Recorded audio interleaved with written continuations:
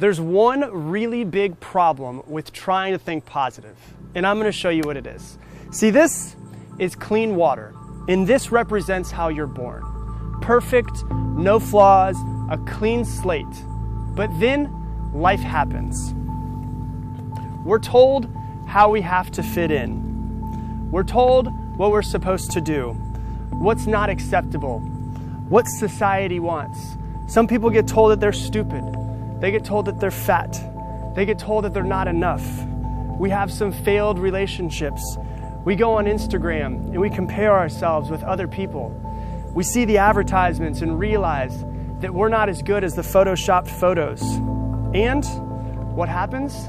We become negative and we start having negative self-talk. So not only is there negativity outside of you, but the negative self-talk is now negativity inside of you.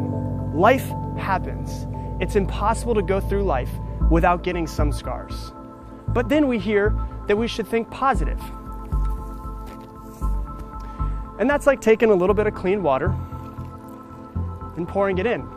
It makes it a little bit more clear, but it doesn't make the negativity go away. And at this point is where most people give up.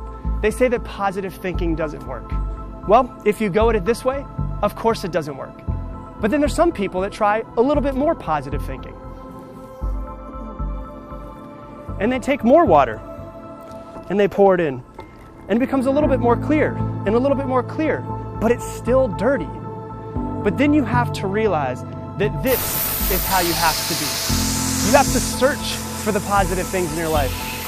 You have to find the things to be grateful for, the things to be happy about. You have to be intentional about creating positive relationships and an environment in your life that's positive. Because thinking positive isn't something that you do sometimes. It's something that you have to do all of the time.